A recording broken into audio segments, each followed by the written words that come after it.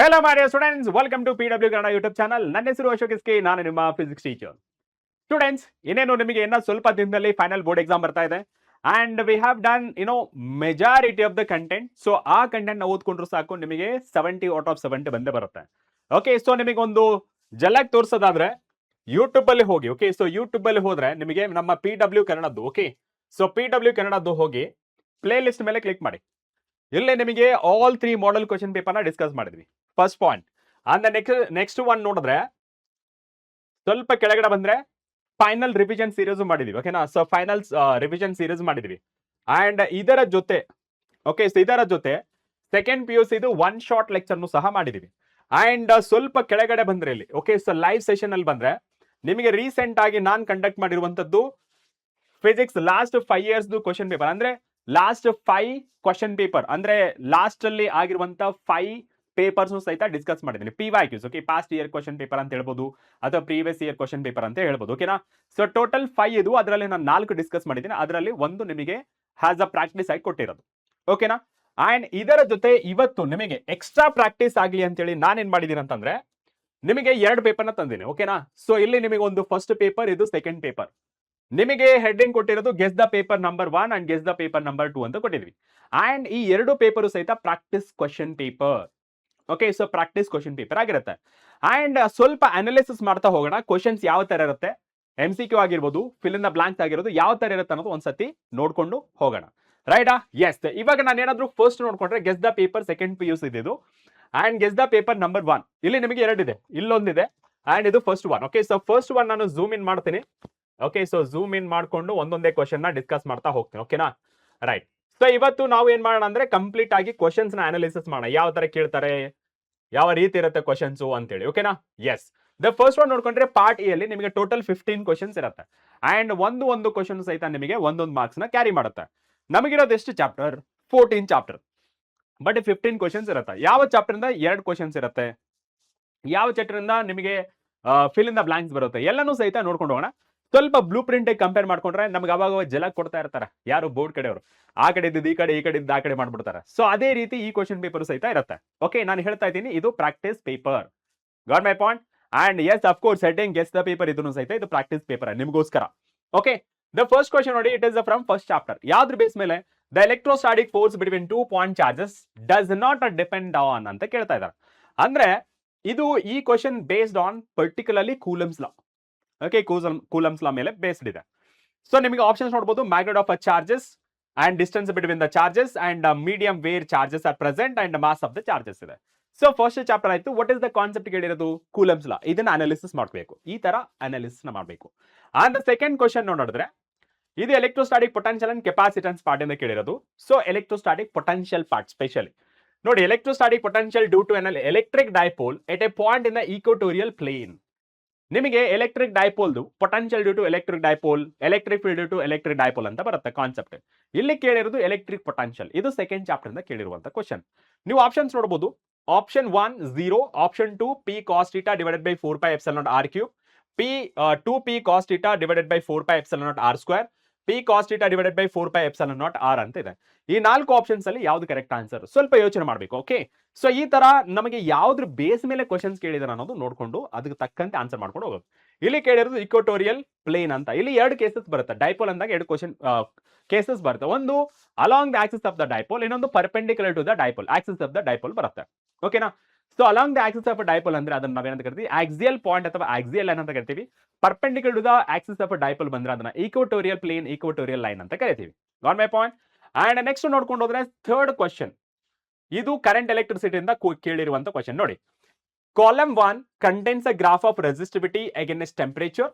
Different materials are listed in a column 2. Identify the correct match. ಇಲ್ಲಿ ನಿಮಗೆ column 1 and this is the column 2 ಕೊಟ್ಟಿದ್ದಾರೆ. ಇಲ್ಲಿ graph ನ analysis ಮಾಡಿ. ಇದು ಕರ್ವ್ ಗ್ರಾಫ್ ಇದೆ, ಇದು ಸ್ಟ್ರೇಟ್ ಲೈನ್ ಇದೆ, but it is not passing through the origin. And next ಇಲ್ಲಿ ನೋಡಿದ್ರೆ ಇಟ್ ಇಸ್ ಡಿಗ್ರೀಸಿಂಗ್. ಇದು ಸಹಿತ ನಿಮಗೆ ಕರ್ವ್ ಗ್ರಾಫ್ ಇದೆ, but it is decreasing. Okay, and ಇಲ್ಲಿ ರೈಟ್ ಸೈಡ್ ನೋಡ್ಕೊಂಡ್ರೆ ಕಾಲಮ್ 2 ಅಲ್ಲಿ ಸೆಮಿ ಕಂಡಕ್ಟರ್, ಕಾಪರ್ ಮತ್ತೆ ನೈಕ್ರೋಮ್ ಕೊಟ್ಟಿದ್ದಾರೆ. ಈ ಕ್ವಶನ್ ಫ್ರಮ್ ಕರೆಂಟ್ ಎಲೆಕ್ಟ್ರಿಸಿಟಿ ಯಾವ ಬೇಸ್ ಮೇಲೆ ಕೇಳಿ ಅಂದ್ರೆ ಫ್ಯಾಕ್ಟರ್ಸ್ ಅಫೆಕ್ಟಿಂಗ್ ರೆಸಿಸ್ಟೆನ್ಸ್ ಮತ್ತೆ ರೆಸಿಸ್ಟಿವಿಟಿ. ಕರೆಕ್ಟಾ? ರೆಸಿಸ್ಟೆನ್ಸ್ ಮತ್ತೆ ರೆಸಿಸ್ಟಿವಿಟಿ, ಟೆಂಪರೇಚರ್ ಡಿಪೆಂಡೆಂಟ್, ಆ ಟಾಪಿಕ್ ಮೇಲಿಂದ ಕ್ವಶನ್ ಕೇಳಿರುವಂತದ್ದು. ಅಂಡ್ ನೆಕ್ಸ್ಟ್ ನೋಡ್ಕೊಂಡ್ರೆ ಕ್ವಶನ್ ನಂಬರ್ ಈ ಕಡೆ ಎಷ್ಟಾಯ್ತಿದು? ಕ್ವಶನ್ ನಂಬರ್ 3 ಆಗಿದೆ. ಅಂಡ್ ಈ ಕಡೆ ನೋಡೋಣ ಸ್ವಲ್ಪ. ಓಕೆ, ಹಾ, ಇದು ಕ್ವಶನ್ ನಂಬರ್ 4. 3 ಆಯ್ತಲ್ಲ. ಇವಾಗ ಕ್ವಶನ್ ನಂಬರ್ 4 ಕಡೆ ಬರೋಣ. ಓಕೆ, ಸ್ವಲ್ಪ ಝೂಮ್ ಏನ್ ಮಾಡ್ಬಿಡೋಣ ಇದನ್ನ. Okay, right. ಇಲ್ಲಿ ನೋಡ್ಬೋದು, ಈ ಕಡೆಯಿಂದ ನಿಂತ್ಕೋತೀನಿ ನಾನು. ಕಾಣಿಸ್ತಿದೆಯಲ್ಲ? ಎಸ್. ಕ್ವಶನ್ ನಂಬರ್ 4 ಏನ್ ಕೇಳಿರೋದು? The magnetic field B at a distance R due to a straight line, okay sorry, straight infinite wire carrying a current I is equal to. ಅಂದ್ರೆ ಸ್ಪೆಷಲ್ ಕೇಸಸ್ ಬರುತ್ತೆ. Magnetic field ನಿಮಗೆ loop ಬರುತ್ತೆ. Okay, ಲೂಪ್ದು on the axis case ಬರುತ್ತೆ, semicircle ಬರುತ್ತೆ, arc case ಬರುತ್ತೆ. So ಇದರಲ್ಲಿ ನಮಗೆ ಕೇಳಿರೋದು ಸ್ಟ್ರೇಟ್ ಇನ್ಫೈನೈಟ್ ವೈರ್ ಬಗ್ಗೆ ಕೇಳಿರೋದು. ಸ್ಪೆಷಲ್ ಕೇಸಸ್ ಅಲ್ಲಿ ಇನ್ಫೈನೈಟ್ ಸ್ಟ್ರೇಟ್ ವೈರ್ದು ಸಹಿತ ಒಂದು ಸ್ಪೆಷಲ್ ಕೇಸ್. ಅದಕ್ಕೆ ಮ್ಯಾಥಮೆಟಿಕಲ್ ರಿಲೇಷನ್ ನ ಕೇಳಿರೋದು. Done? Yes sir. And question number 5 ನೋಡಿದ್ರೆ, that is ratio of magnetisation to the magnetic intensity is called. Okay, so ಇಲ್ಲಿ ನೀವು ನೋಡಬಹುದು ಡಿಫರೆಂಟ್ ಪ್ಯಾರಾಮೀಟರ್ಸ್ ಇದೆ. Magnetic permeability, relative magnetic permeability, next one magnetic moment, next one magnetic susceptibility. ಈ question based on terms related to magnetisation. Okay, so ಅಲ್ಲಿ ನಮ್ಗೆ ಏನಾಗುತ್ತೆ ಅಂದ್ರೆ, ನಮಗೆ ಸ್ಪೆಷಲ್ ಕೇಸಸ್ ಬರುತ್ತೆ. ಒಂದು ಮಟೀರಿಯಲ್ ನ ಮ್ಯಾಗ್ನೆಟಿಕ್ ಮಟೀರಿಯಲ್ ಆಗಿ ಯಾವ ತರ ಕನ್ವರ್ಟ್ ಮಾಡಬೇಕು ಅಂತ. ಓಕೆ, ಸೊ ಆ ಕೇಸ್ ಅನ್ನ ಕೇಳಿರೋದು. ಟರ್ಮ್ಸ್ ರಿಲೇಟೆಡ್ ಟು ಅಂತ ಬರುತ್ತೆ ಮ್ಯಾಗ್ನೆಟಿಕ್ ಮಟೀರಿಯಲ್. ಓಕೆ, ಸೊ ಅಲ್ಲಿ ನಿಮಗೆ ಒಂದು ಮಟೀರಿಯಲ್ ನ ಒಂದು ಮ್ಯಾಗ್ನೆಟಿಕ್ ಮಟೀರಿಯಲ್ ಆಗಿ ಕನ್ವರ್ಟ್ ಮಾಡಬೇಕಾದ್ರೆ ಅಲ್ಲಿ ತುಂಬಾ ಟರ್ಮ್ಸ್ ಬರುತ್ತೆ. ಅದರಲ್ಲಿ ಈ ಟರ್ಮ್ಸ್ ಇನ್ಕ್ಲೂಡ್ ಆಗಿರುತ್ತೆ. ಟರ್ಮ್ಸ್ ನ ಡೆಫಿನೇಷನ್ ನೀವು ತಿಳ್ಕೊಳ್ಬೇಕು ಅಲಾಂಗ್ ವಿತ್ ಯೂನಿಟ್. ಓಕೆನಾ? ಇದೇ ಕಾನ್ಸೆಪ್ಟ್ ಗಳ ಮೇಲೆ ನೀವು ಕ್ವಶನ್ಸ್ ನ ಕೇಳ್ತಾರೆ. ಎಲ್ಲಿ? ಫೈನಲ್ ಬೋರ್ಡ್ ಎಕ್ಸಾಮಿಗೆ. ಇಲ್ಲಿ ನಾನಿಲ್ಲಿ ಒಂದು ಸ್ಯಾಂಪಲ್ಗೆ ಒಂದು ಕ್ವಶನ್ ಕೊಟ್ಟಿರೋದಷ್ಟೇ. ಈ ಟಾಪಿಕ್ ಗಳ ಮೇಲೆ ಫೈನಲ್ ಬೋರ್ಡ್ ಎಕ್ಸಾಮ್ಗೆ ಕ್ವಶನ್ ಬರೋದು. And next one question number 6 ಏನ್ ಕೇಳಿರೋದು? The magnitude of induced EMF in a coil is equal to. ಅಂದ್ರೆ ಮ್ಯಾಗ್ನಿಟ್ಯೂಡ್ ಆಫ್ ಇಂಡ್ಯೂಸ್ಡ್ ಇಎಂಎಫ್ ಅಂದ್ರೆ ಯಾವ್ದ್ರಲ್ಲಿ ಬರುತ್ತೆ ಸರ್? Electromagnetic induction. ಸರ್ ಈ ಕ್ವಶನ್ ಯಾವ್ದ್ರಿಂದ? ಮ್ಯಾಗ್ನೆಟಿಸಮ್ ಅಂಡ್ ಮ್ಯಾಟರ್ ಇಂದ. Okay, 5th question it is from magnetism and matter.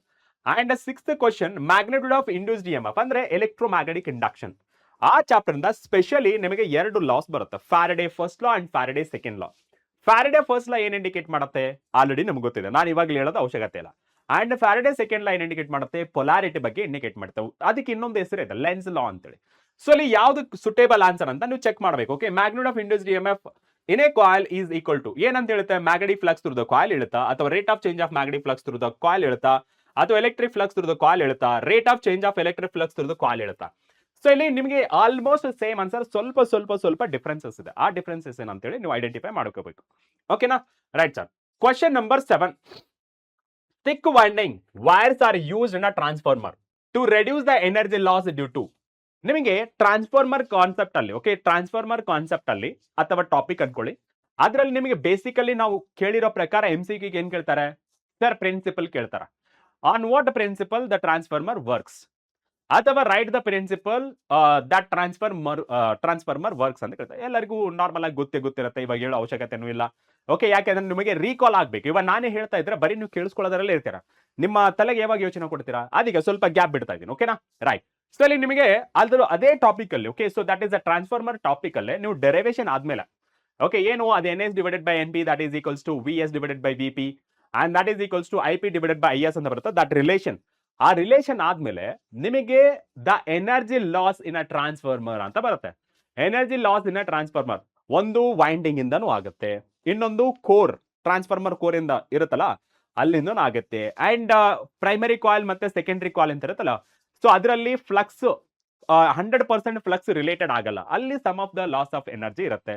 ಆಮೇಲೆ ಈ wire ಗಳಿರುತ್ತಲ್ಲ ಥಿಕ್ ಮತ್ತೆ ಥಿನ್ ಬೇಸ್ ಮೇಲೆ, ಯಾಕೆಂದ್ರೆ ವೈರ್ ಅಂದ ತಕ್ಷಣ ರೆಸಿಸ್ಟೆನ್ಸ್ ಇರುತ್ತೆ. ಸೊ ಅದರಿಂದ ಡ್ಯೂ ಟು ರೆಸಿಸ್ಟೆನ್ಸ್ ಇಂದ ಏನಾಗುತ್ತೆ? ಹೀಟ್ ಪ್ರೊಡ್ಯೂಸ್ ಆಗುತ್ತೆ based on heating effect of current. So ಎಲ್ಲ ಲಾಸಸ್ ಆಫ್ ಎನರ್ಜಿ ಬಗ್ಗೆ ನೀವು ಕಾನ್ಸಂಟ್ರೇಷನ್ ಮಾಡಬೇಕು. ಇಲ್ಲಿ ಎಕ್ಸಾಂಪಲ್ ಕೊಟ್ಟಿರೋದು flux leakage, eddy current, resistance, hysteresis. Total 4 options ಇದೆ. ಇದರಲ್ಲಿ ಯಾವುದು ಅದು ನೀಟಾಗಿ ನೋಡ್ಕೊಳ್ಳಿ. ಒಂದೊಂದೇ ಎಕ್ಸಾಂಪಲ್ ನೋಡ್ಕೊಂಡ್ರೆ ನಿಮಗೆ ಗೊತ್ತಾಗ್ಬಿಡುತ್ತೆ. ಓಕೆನಾ? Next one 8th question. When heavy metals are bombarded by high energy electrons, the electromagnetic waves generated are. ಇಲ್ಲಿ ನಿಮಗೆ X-ray, radio waves, microwaves, infrared radiation ಅಂತ ಇದೆ. ಯಾವ ರೇಸ್ ಯಾವ ರೀತಿ ಜನರೇಷನ್ ಆಗುತ್ತೆ ಅದ್ರ ಮೇಲೆ ಕಾನ್ಸಂಟ್ರೇಷನ್ ಮಾಡಬೇಕು. ಬಟ್ ನಾವು ಅನಾಲಿಸಿಸ್ ಮಾಡಿರೋ ಪ್ರಕಾರ ನಮಗೆ ಅಪ್ಲಿಕೇಶನ್ಸ್ ಮಾತ್ರ ಕೇಳ್ತಾರೆ ಅಥವಾ ಯೂಸಸ್ ಮಾತ್ರ ಕೇಳ್ತಾರೆ. ಎಲ್ಲಿಂದ? ಎಲೆಕ್ಟ್ರೋಮ್ಯಾಗ್ನೆಟಿಕ್ ವೇವ್ಸ್ ಇಂದ. ಈ ಎಲೆಕ್ಟ್ರೋಮ್ಯಾಗ್ನೆಟಿಕ್ ವೇವ್ಸ್ ಇಂದ ಒಂದು order of the wave length ಕೇಳ್ತಾರೆ, ಇಲ್ಲ ಅಂತಂದ್ರೆ increase in order, degrees in order ಅಂತ ಕೇಳ್ತಾರೆ, ಅಂಡ್ ಫ್ರೀಕ್ವೆನ್ಸಿ ಬಗ್ಗೆ ಕೇಳ್ತಾರೆ, that is second point. And third point uses ಕೇಳ್ತಾರೆ. ಈ ಮೂರು ಬಿಟ್ಟು ಕೇಳಲ್ಲ. ಬಟ್ ಇದೇನಕ್ಕೆ ತಗೊಂಡ್ ಬಂದಿರೋದು ಅಂತ ಹೇಳಿದ್ರೆ ಸಮ್ ಟೈಮ್ ಏನಾಗಿದ್ರೆ ಔಟ್ ಆಫ್ ದ ಬಾಕ್ಸ್ ಯೋಚನೆ ಮಾಡಬೇಕಾಗತ್ತೆ. ಇವೆಲ್ಲ ಬರುತ್ತಲ್ಲ, X ray, radio waves, microwaves, infrared radiation, what are the sources ಅಂತ ನೋಡ್ಕೊಳ್ಬೇಕು. ಓಕೆನಾ? Yes sir. And next question number 9, working principle of optical fibre is. Working principle of optical fibre ಇದು ray optics and optical instruments ಇಂದ ಬರುತ್ತೆ. Specially total internal reflection topic ಇಂದ ತಗೊಂಡಿರುವಂತ question. ಇದು reflection, refraction, total internal reflection, partial reflection, refraction, ಇಲ್ಲಿ options ಎಲ್ಲ ಇದೆ. Okay, ಸ್ವಲ್ಪ ನೋಡ್ಕೊಳ್ಬೇಕಾಗತ್ತೆ. And next one, polaroids are used in sunglasses to. ಏನಕ್ಕೆ ಯೂಸ್ ಮಾಡ್ತಾರೆ ಪೋಲಾರೈಡ್? ನಮ್ಮ ಸನ್ ಗ್ಲಾಸ್ ಇರುತ್ತಲ್ಲ, ಸೊ ಇದು ಪೋಲಾರೈಡ್ಸ್ ಇಸ್ ನಥಿಂಗ್ ಬಟ್ ಏನೋ ಒಂದು ಮಟೀರಿಯಲ್ ಅಲ್ಲ, ಒಂದು ಶೀಟ್ ತರ ಇರುತ್ತೆ, ಟ್ರಾನ್ಸ್ಪರೆಂಟ್ ಶೀಟ್ಸ್. ಅದೇನ್ ಮಾಡುತ್ತೆ ನಮಗೆ ಗೊತ್ತಿರೋ ಪ್ರಕಾರ, ಅನ್ಪೋಲರೈಸ್ಡ್ ಲೈಟ್ ನ ಪ್ಲೇನ್ ಪೋಲರೈಸ್ಡ್ ಲೈಟ್ ಆಗಿ ಕನ್ವರ್ಟ್ ಮಾಡುತ್ತೆ. It is like a sheet. ಅದೇನಕ್ಕೆ ಸ್ಪೆಷಲ್ ಆಗಿ ಯೂಸ್ ಮಾಡ್ತಾರೆ ಅಂದ್ರೆ ಇಂಟೆನ್ಸಿಟಿನ ರೆಡ್ಯೂಸ್ ಮಾಡಕ್ಕೆ ಯೂಸ್ ಮಾಡ್ತಾರೆ. ಓಕೆನಾ? ಇದರಲ್ಲಿ ಯಾವುದು ಪ್ರಾಪರ್ ಆನ್ಸರ್ ಅಂತೇಳಿ ಚೆಕ್ ಮಾಡ್ಕೊಳ್ಬೇಕು. ಓಕೆನಾ? ರೈಟ್. ನೆಕ್ಸ್ಟ್ ಕ್ವಶನ್ ಈ ಕಡೆ ಬರ್ಬೇಕಲ್ಲ, ಎಲ್ಲ ಆಯ್ತದ? ಹಾ, ಇಲ್ಲ ಆಯ್ತಾ? ಡೈರೆಕ್ಟ್ 10th ಮುಗೀತು. ನೆಕ್ಸ್ಟ್ ಕ್ವಶನ್, ಹಾ ಎಲ್ಲಿದೆ? Question number 11, the de Broglie wavelength of a proton and an electron moving with the same velocity is related as. ಇಲ್ಲಿ ಡಿ ಬ್ರಾಗ್ಲಿ ವೇವ್ ಲೆಂತ್ ಅಥವಾ ಮ್ಯಾಟರ್ ವೇವ್ ಲೆಂತ್ ಅಂತ ಕರಿತೀವಿ, wavelength of a matter wave. Okay, so ಇದರಲ್ಲಿ ನೀವು relation ಅನ್ನು ನೆನ್ಪು ಮಾಡ್ಕೊಳ್ಳಿ. ಏನು? Lambda that is equals to H divided by P. Okay, ಅಥವಾ lambda that is equals to H divided by M B. ಈ ಎರಡು ಫಾರ್ಮುಲಾನ ಕನ್ಸಿಡರ್ ಮಾಡ್ಕೊಂಡ್ರೆ ಯಾವ್ದು ಜಾಸ್ತಿ ಯಾವ್ದು ಕಮ್ಮಿ ಅಂತ ಗೊತ್ತಾಗ್ಬಿಡುತ್ತೆ. ಅಂಡ್ ಯಾವ್ದು H is the planks constant and v is the same because they only mentioned with the same velocity ಅಂತೇಳಿ. It is only dependent on the mass. Mass ಮೇಲೆ ಡಿಪೆಂಡೆಂಟ್ ಇದ್ದಾಗ ಯಾವುದು ಜಾಸ್ತಿ ಇರುತ್ತೆ, ಯಾವುದು ಕಮ್ಮಿ ಇರುತ್ತೆ, ಅದರ ಪ್ರಕಾರ ನೀವು ಆನ್ಸರ್ ಮಾಡಬೇಕಾಗುತ್ತೆ. ದಿಸ್ ಕ್ವಶನ್ ಇಸ್ ಫ್ರಮ್ ಯಾವ್ದ್ರಿಂದ ಸ್ಪೆಷಲ್ ಆಗಿ? ಇಟ್ ಈಸ್ ಫ್ರಮ್ ನಾರ್ಮಲ್ ಆಗಿ ಇರಬೇಕಾದ್ರೆ dual nature of radiation and matter ಇಂದ ಬಂದಿರುತ್ತೆ. ಓಕೆನಾ? ಸೊ ವೇವ್ ಆಪ್ಟಿಕ್ಸ್ ಅಂದೇನು ಕೇಳಿಲ್ವಾ? Wave optics 10th one, polaroids ಕೇಳಿದಾರಲ್ಲ, polaroids. Right. So next question ನೋಡಿ, 12th question, Bohr's atomic model. Okay, so that is the Bohr's atomic model is called as plum pudding model, quantum model, nuclear model, vector atom model. ಯಾವ್ದಾಗಿರುತ್ತೆ? Bohr's atomic model ಏನಕ್ಕೆ use ಮಾಡ್ತೀವಿ? Special ಆಗಿ Bohr's atomic model ಏನಂತ ಕರಿತೀವಿ? Okay, so ಅದರಲ್ಲಿ ನೀವು 4 options ಕೊಟ್ಟಿದ್ರೆ ಯಾವ್ದು suitable answer ಅಂತೇಳಿ ನೀವು ನೋಡ್ಕೊಳ್ಬೇಕು. This question is from atoms. ಆದ ನೆಕ್ಸ್ಟ್ ಕ್ವಶನ್ ನೋಡ್ಕೊಂಡ್ರೆ question number 13, when electron makes a transition from higher non-radiating orbit to another of a lower orbit, then it's a kinetic energy K and potential energy U R. ಏನಾಗಿರುತ್ತೆ? Kinetic energy ಮತ್ತೆ potential energy ಯಾವ ರೀತಿ variation ಆಗುತ್ತೆ? Same ಇರುತ್ತಾ ಅಥವಾ very ಆಗುತ್ತಾ? Very ಆದ್ರೆ ಯಾವ ತರ ವೇರಿಯೇಷನ್ ಆಗುತ್ತೆ ಅದ್ರ ಬೇಸ್ ಮೇಲೆ ಅಂತ ಕೇಳಿರೋದು. ಓಕೆನಾ? So this question is also from atom only. ಓಕೆನಾ? ನೆಕ್ಸ್ಟ್ ಒನ್ ನ್ಯೂಕ್ಲಿಯೈ ಮೇಲೆ. ಓಕೆ, ಸೊ ನ್ಯೂಕ್ಲಿಯೈ ಚಾಪ್ಟರ್ ಇಂದ 14, question number 14, the nucleates with a different mass numbers but same number of neutrons are called. So ಈ question ಯಾವುದು topic ಮೇಲೆ ಕೇಳಿದಾನ ಅಂತ, that is the types of nuclei. Okay, types of nuclei, isobar, isotones, okay, isotopes ಅಂತ 3 ಇದೆ physics ಅಲ್ಲಿ. Okay, so chemistry ಇನ್ನೂ ಸ್ವಲ್ಪ ಜಾಸ್ತಿ ಇದೆ, ಬಟ್ ಫಿಸಿಕ್ಸ್ ಅಲ್ಲಿ 3 ಐಸೋಟೋಪ್ಸ್, ಐಸೋಬಾರ್ಸ್ ಅಂಡ್ ಐಸೋಟೋನ್ಸ್. ಈ 3ರದ್ದು ಡೆಫಿನೇಷನ್ ನೋಡ್ಕೊಂಡ್ರೆ you can answer this question. Done. And question number 15. This question is from semiconductor electronics. Okay ನಾ? ಅಥವಾ ಎಲೆಕ್ಟ್ರಾನಿಕ್ ಡಿವೈಸಸ್ ಅಂತಾನು ಕರೀತಿದ್ರು ಮೊದಲು. ಇವಾಗೆಲ್ಲ ಸೆಮಿಕಂಡಕ್ಟರ್ ಎಲೆಕ್ಟ್ರಾನಿಕ್ಸ್ ಮಾಡ್ತಾ ಇದ್ದಾರೆ. ಯಾಕೆ? ಅದರಲ್ಲಿ ಲಾಜಿಕ್ ಗೇಟ್ಸ್ ಡಿಲೀಟ್ ಆಗಿರೋದ್ರಿಂದ ಇವಾಗ ನಮಗೆ ಲಾಜಿಕ್ ಗೇಟ್ಸ್ ಇಲ್ಲ. Done. Okay, the process of adding impurities to pure semiconductor is called. ಏನಂತ ಕರೀತಾರೆ? ಬಯಾಸಿಂಗ, ಡೋಪಿಂಗ, ರೆಕ್ಟಿಫೈಂಗ, ಫಿಲ್ಟರಿಂಗ. ಈ 3 ಟಾಪಿಕ್ಸ್ ನ ನಾವು ಸೆಮಿಕಂಡಕ್ಟರ್ಸ್ ಅಲ್ಲಿ ಕಲಿತೀವಿ. ಓಕೆ, ಸೆಮಿಕಂಡಕ್ಟರ್ ಎಲೆಕ್ಟ್ರಾನಿಕ್ಸ್ ಅಲ್ಲಿ ಕರಿತೀವಿ. ಬಯಾಸಿಂಗ್ ಅಂದ್ರೆ ಏನು? ಕನೆಕ್ಟಿಂಗ್ ಅ ಬ್ಯಾಟ್ರಿ. ಡೋಪಿಂಗ್ ಅಂದ್ರೆ ಏನು? ಆಲ್ರೆಡಿ ಕ್ವಶನ್ ಅಲ್ಲೇ ಇದೆ. ಅಂಡ್ ರೆಕ್ಟಿಫೈಯಿಂಗ್ ಅಂದ್ರೆ it is the process of converting AC to DC. And filtering ಅಂತಂದ್ರೇನು? Pulsating. Okay, so pulsating DC ಇಂದ ಪ್ಯೂರ್ DC ಕನ್ವರ್ಟ್ ಮಾಡುವಂತ ಒಂದು ಸರ್ಕ್ಯೂಟ್ ನ ನಾವು ಫಿಲ್ಟರಿಂಗ್ ಅಂತ ಕರಿತೀವಿ ಅಥವಾ ಪ್ರಾಸೆಸ್ ಅಂತ ಕರಿಬಹುದು. ಓಕೆನಾ? This is about MCQs. And coming back to part B. Part B ಅಂದ್ರೆ that is the fill in the blanks. Okay, fill in the blanks. So ಈ ಫಿಲ್ ಇನ್ ದ ಬ್ಲಾಂಕ್ಸ್ ಅಲ್ಲಿ ನಿಮಗೆ ಟೋಟಲ್ 5 ಕ್ವಶನ್ಸ್ ಇರುತ್ತೆ. We done with 15 MCQs. ಇವಾಗ 5 fill in the blanks ಬಗ್ಗೆ discuss ಮಾಡೋಣ. ಆ 5 fill in the blanks ಯಾವ chapter ಅಂತ ಕೇಳಿದ್ರೆ ಒಂದ್ಸತಿ ನೋಡ್ಕೊಂಡು. ಓಕೆನಾ? The magnetic flux through any close surface is equal to, magnetic flux ಅಂದ್ರೆ ಸಾಕು, it is the magnetism and matter. ಯಾವ್ದ್ರ ಬೇಸ್ ಮೇಲೆ ಇರೋದು ಇದು? Magnetic flux through any close surface is equal to according to the Gauss law of magnetism base ಮೇಲೆ ಇದು question ಇರೋದು. ಓಕೆನಾ? And question number 17, self inductance L of a coil plays the role of self inductance. Okay, so ಇದರಲ್ಲಿ ಏನ್ ಮಾಡತ್ತಂದ್ರೆ rate of change of flux ಆಗುತ್ತಲ್ಲ, ಇದೇನ್ ಮಾಡುತ್ತೆ, ಇ ಎಂ ಎಫ್ ನ ಡೆವಲಪ್ ಮಾಡುತ್ತೆ. ಇ ಎಂ ಎಫ್ ಏನ್ ಮಾಡುತ್ತೆ, producers induce E M F against the same current. ಅಂದ್ರೆ ಅದ್ರ ಒಳಗಡೆಯಿಂದನೇ ಪಾಸ್ ಆಗ್ತಿರುವಂತ ಕರೆಂಟ್ಗೆ ಅಪೋಸಿಟ್ ಆಗಿ ಈ ಇಂಡ್ಯೂಸ್ಡ್ ಇ ಎಂ ಎಫ್ ಅಥವಾ ಇಂಡ್ಯೂಸ್ಡ್ ಕರೆಂಟ್ ಅನ್ನೋದು ಡೆವಲಪ್ ಆಗುತ್ತೆ. ಈ ಪ್ರಾಸೆಸ್ ನಾವೇನಂತ ಕರಿತೀವಿ, ಸೆಲ್ಫ್ ಇಂಡಕ್ಟೆನ್ಸ್ ಅಂತ ಕರಿತೀವಿ. ಓಕೆನಾ? ಏನಾಗಿ ಆಕ್ಟ್ ಆಗುತ್ತೆ, ಅಪೋಸ್ ಅಂತ ಕರಿತೀವಿ. ಅದೇ ಮೆಕ್ಯಾನಿಕ್ಸ್ ಅಲ್ಲಿ ಅಪೋಸ್ ಅಂತ ಕರೆದ್ರೆ ಏನಂತ ಕರಿತೀವಿ, ರೆಸಿಸ್ಟೆನ್ಸ್ ಅಲ್ಲ ಮತ್ತೆ. ಓಕೆ, ಅದ್ರಲ್ಲಿ ನಮಗೊಂದು ಟಾಪಿಕ್ ಕೊಟ್ಟಿದೆ, ದ ಕೆಪಾಸಿಟಿ ಅಥವಾ inability of a body to change its state of rest or motion. ಏನಂತ ಕರಿತೀವಿ, ನೆನಪಿದೆನಾ? ಅದು ಬರುತ್ತೆ. Next one, power factor of a pure resistive circuit is equal to, ಇದು ಎಸಿ ಇಂದ ಕೇಳಿರೋದು. ಇದು ಎಲೆಕ್ಟ್ರೋಮ್ಯಾಗ್ನೆಟಿಕ್ ಇಂಡಕ್ಷನ್ ಇಂದ ಕೇಳಿದ್ರೆ, ಇದು ಎಸಿ ಆಲ್ಟರ್ನೇಟಿಂಗ್ ಕರೆಂಟ್ ಇಂದ ಕೇಳಿರುವಂತ question.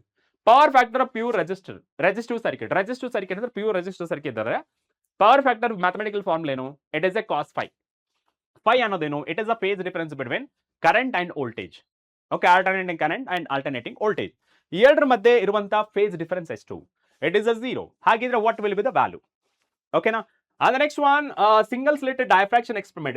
This question is from wave optics. Okay, in a single slit experiment, in single slit diffraction experiment of a light on either side of central bright region, the intensity keeps on. ಏನಾಗುತ್ತೆ, ಇವಾಗ ನಿಮಗೆ interference ಇರುತ್ತೆ.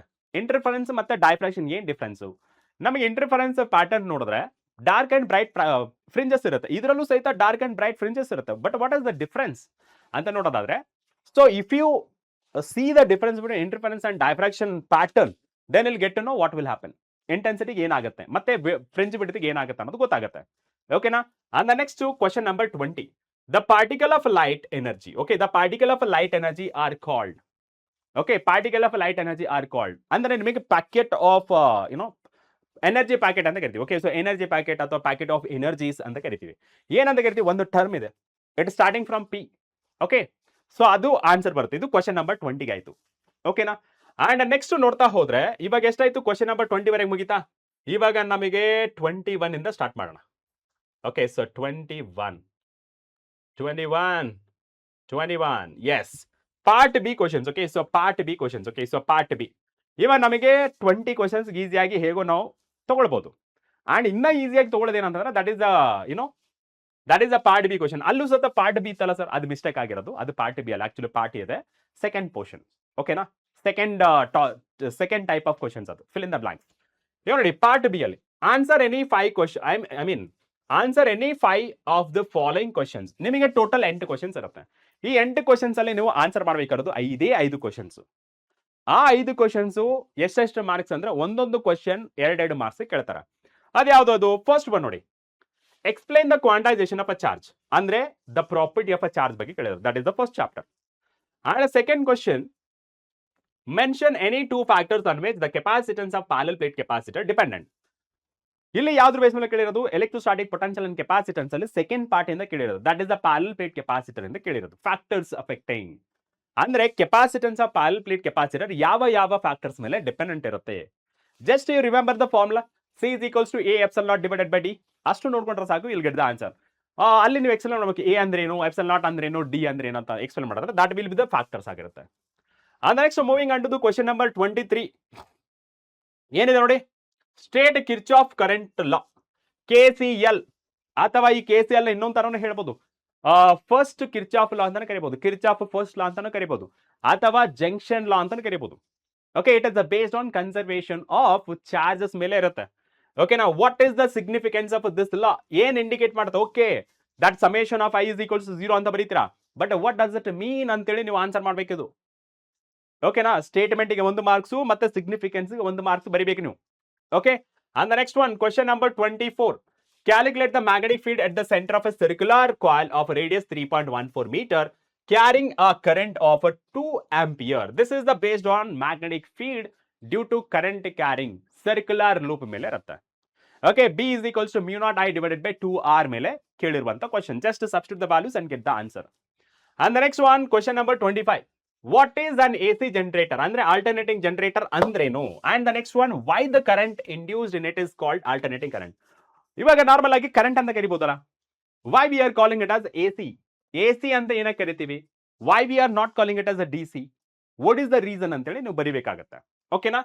And the next one, ಇದು AC chapter ಇಂದ ಆಯ್ತು. Next one, it is electromagnetic waves ಇಂದ ಕೇಳಿರ್ಬೋದು. It is hot question. ಅಂದ್ರೆ hot, not arts.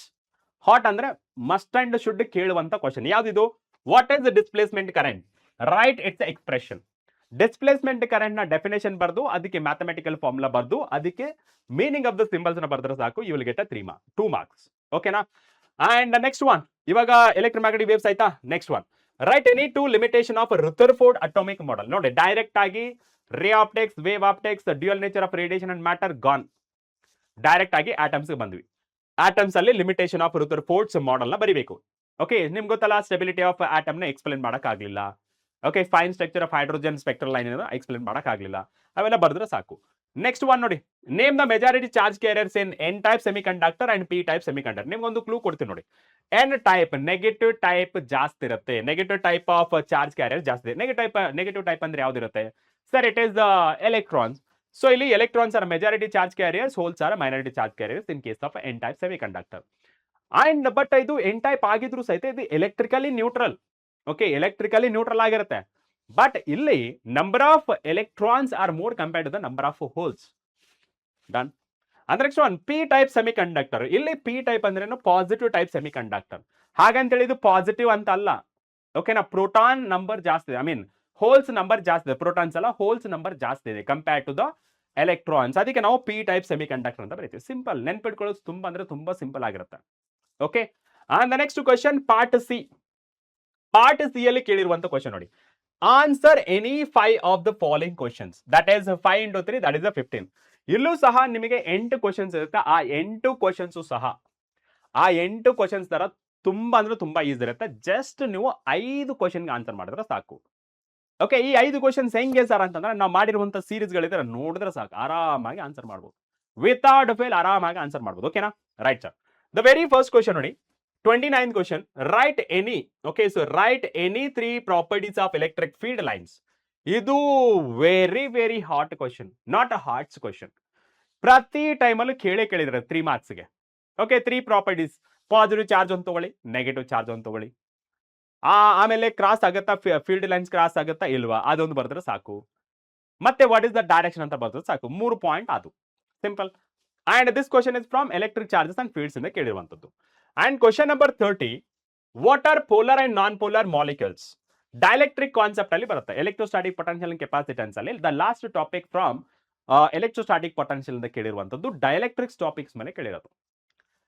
Conductors, semiconductors, insulators ಬರುತ್ತಲ್ಲ, ಆ ಇನ್ಸುಲೇಟರ್ಸ್ ಅಲ್ಲಿ 2 ಟೈಪ್ ಬರುತ್ತೆ. ಅಗೇನ್ ಪೋಲಾರ್ ಮತ್ತೆ ನಾನ್ ಪೋಲಾರ್ ಡೈಎಲೆಕ್ಟ್ರಿಕ್ ಅಂತ ಬರುತ್ತೆ. ಆ ಮಾಲಿಕ್ಯೂಲ್ಸ್ ನಾವು ನಾನ್ ಪೋಲಾರ್, ಪೋಲಾರ್ ಮಾಲಿಕ್ಯೂಲ್ಸ್ ಅಂತ ಕರಿತೀವಿ. ಓಕೆನಾ? Yes. And write one use of electrostatic shielding. Electrostatic shielding ಎಲ್ಲೆಲ್ಲಿ ಯೂಸ್ ಮಾಡ್ತೀವಿ, ವಾಟ್ ಇಸ್ ದ ಅಪ್ಲಿಕೇಶನ್? ಒಂದೇ ಒಂದು ಬರೆದ್ರು ಸಾಕು. Okay, right sir. And the next one, with the circuit diagram explain the conversion of a galvanometer into voltmeter. This question, and I mean this question is from moving charges and magnetism. Current ಅದು ಕೇಳಿಲ್ಲ. Okay, moving charge and magnetism ಅಂತ ಕೇಳಿರೋದು. Conversion of galvanometer to voltmeter. ಕರೆಕ್ಟಾ? ಹಾ, voltmeter ಕೇಳಿರೋದು. There are 2 chances. Okay, 3 ಮಾರ್ಕ್ಸ್ಗೆ majority of the time ಏನ್ ಕೇಳಿರೋದು ಅಂದ್ರೆ galvanometer converted to voltmeter, not ammeter. Ammeter concept ನ almost they'll try to cover it in MCQ only. 3 marks ಕೇಳಂಗಿತ್ತಂದ್ರೆ ಈ ವೋಲ್ಟ್ಮೀಟರ್ ನ ಜಾಸ್ತಿ ಕೇಳಿರೋದು. ಓಕೆನಾ? Done? Yes sir.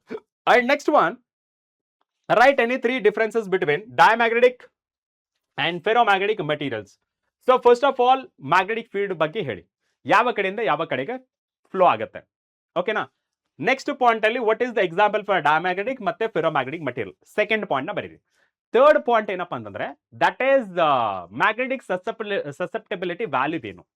Okay, magnetic susceptibility value ಏನು? Is it less than 1 or negative or small or greater than 1? ಅದನ್ನ ಬರೀ. ಥರ್ಡ್ ಪಾಯಿಂಟ್, ಫೋರ್ತ್ ಪಾಯಿಂಟ್ ಏನ್ ಬರೀಬೇಕಂತಂದ್ರೆ ರಿಲೇಟಿವ್ ಪರ್ಮಿಬಿಲಿಟಿ ಬಗ್ಗೆ ಬರೀರಿ. ಫೋರ್ತ್ ಪಾಯಿಂಟ್ ಆಯ್ತಾ? And fifth point, temperature dependent. ಯಾವ ತರ ಟೆಂಪರೇಚರ್ ಡಿಪೆಂಡೆಂಟ್ ಆಗಿದೆ? Is it dependent are independent? First point dependent ಆಗಿದ್ರೆ ಯಾವ ತರ ಡಿಪೆಂಡೆಂಟ್ ಆಗಿರುತ್ತೆ. 5 ಪಾಯಿಂಟ್ ನ ನಿಮಗೆ ನೆನಪು ಮಾಡಿದೆ ಬಟ್ ಅದನ್ನ ನೀವು 3 ಪಾಯಿಂಟಿಗೆ ಕನ್ವರ್ಟ್ ಮಾಡ್ಕೊಂಡ್ರು ಸಾಕು, that is more than enough. ಕ್ಲಿಯರಾ?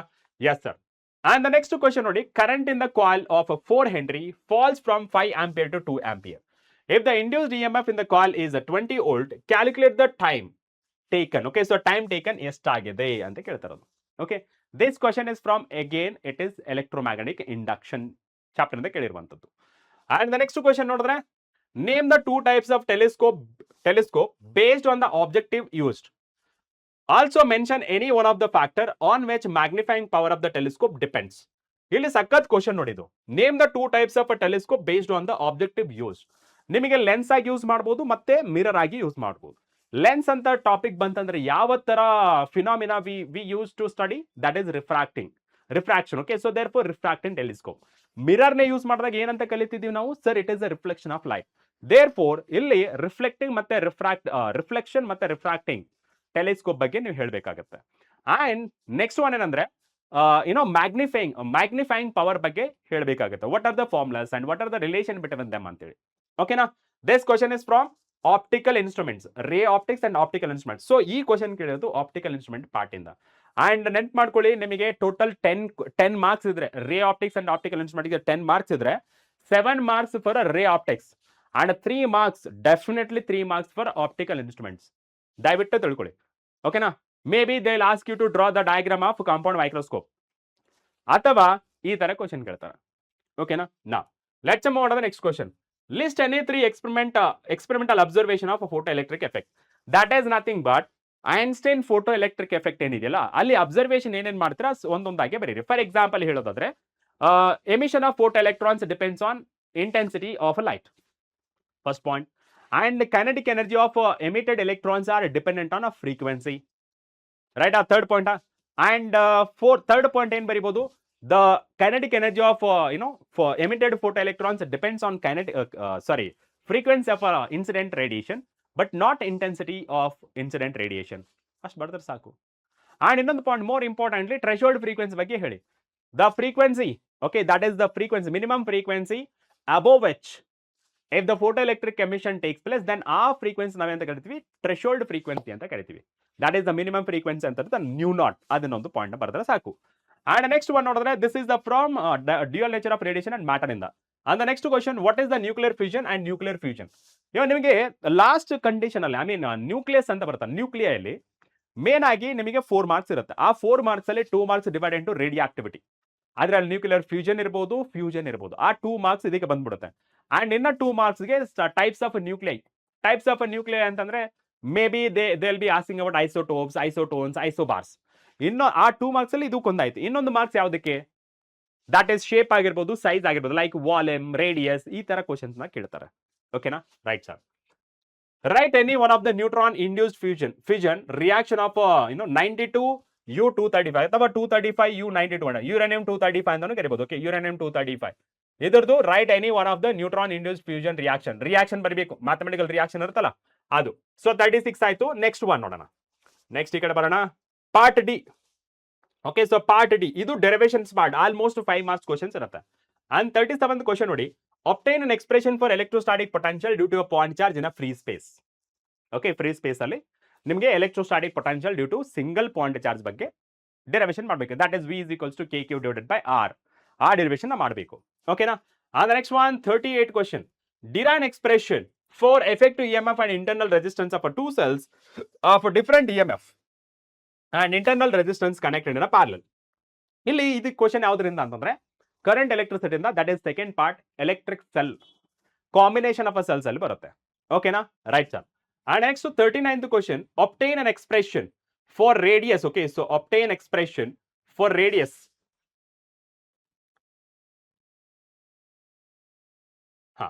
Obtain expression for radius of a charged particle moving perpendicular to the uniform magnetic field. ಈ ಕ್ವಶನ್ ಯಾವ್ದ್ರಿಂದ ಅಂತಂದ್ರೆ, moving charge and magnetic field split question ಕೇಳಿದ್ದಾರೆ. And second one, what is the nature of a force between 2 conductors carrying parallel and anti parallel current? So ಇಲ್ಲಿ simple ಆಗಿ ಹೇಳೋದಾದ್ರೆ, ನಿಮಗೆ parallel ಆಗಿದ್ರೆ ಏನಾಗುತ್ತೆ ಅಂದ್ರೆ, ಸೇಮ್ ಡೈರೆಕ್ಷನ್ ಕರೆಂಟ್ ಫ್ಲೋ ಆದ್ರೆ ಏನಾಗುತ್ತೆ, ಅಪೋಸಿಟ್ ಡೈರೆಕ್ಷನ್ ಕರೆಂಟ್ ಫ್ಲೋ ಆದ್ರೆ ಯಾವ ತರ ಇರುತ್ತೆ, ನೇಚರ್ ಆಫ್ ದ ಫೋರ್ಸ್ ಕೇಳ್ತಾರೆ. ಅಟ್ರಾಕ್ಟಿವ್ ಆಗುತ್ತಾ, ರಿಪಲ್ಸಿವ್ ಆಗುತ್ತಾ ಅಂತ ಕೇಳ್ತಿರೋದು. ಓಕೆನಾ? Yes sir. And next question number 40. The question is, deduce the expression for a resultant displacement when 2 coherent waves are superposed. Nothing but they are asking about interference. Okay, so interference ಕೇಳಾದ್ಮೇಲೆ resultant displacement ಬಗ್ಗೆ ಕೇಳಿರೋದು. That is nothing but y is equals to r sin of omega t plus 5 ಬರುತ್ತಲ್ಲ, ಆ relation ಕೇಳಿರೋದು.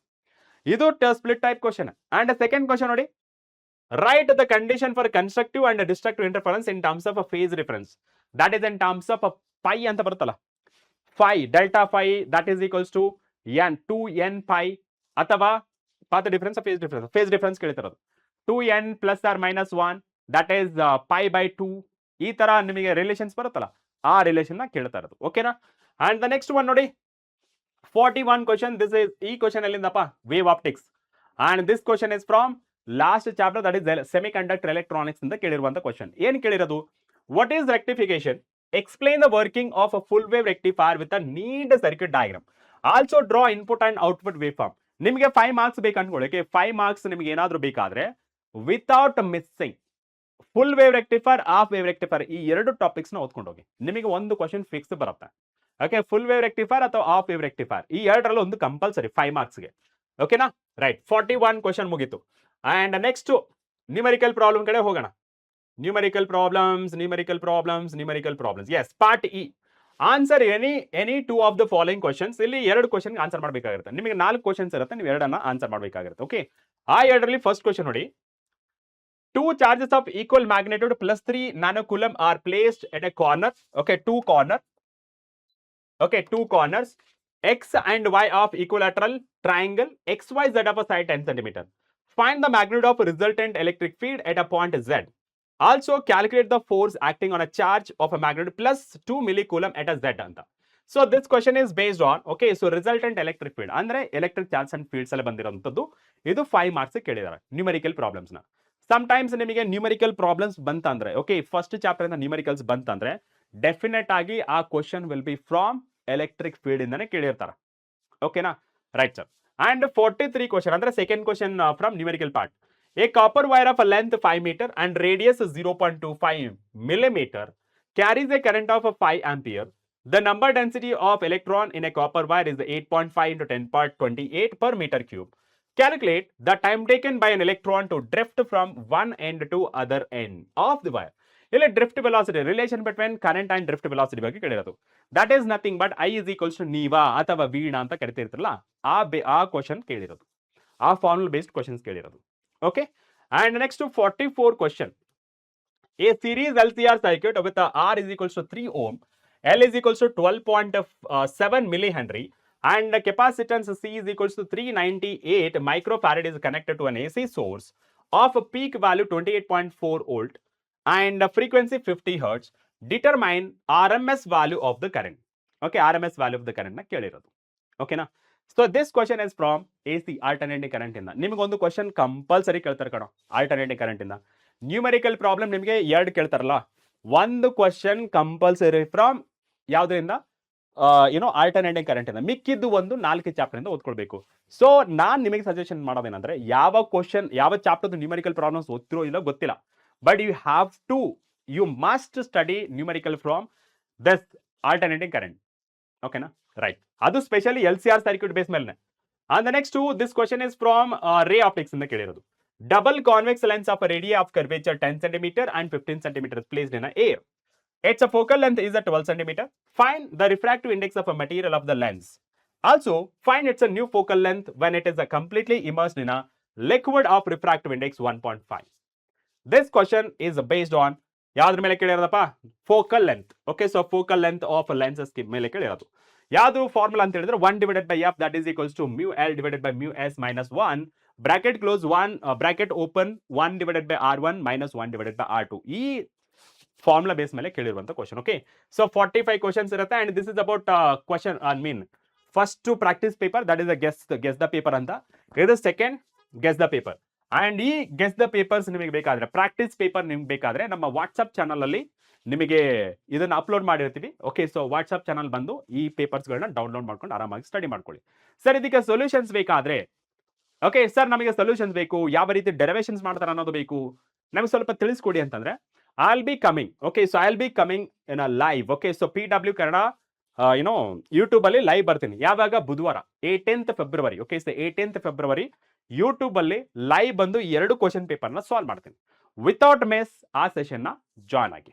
Okay, that's it for today session. ಮತ್ತೆ next session ಜೊತೆ ಬರ್ತೇನೆ. Till then take care, ಬಾಯ್.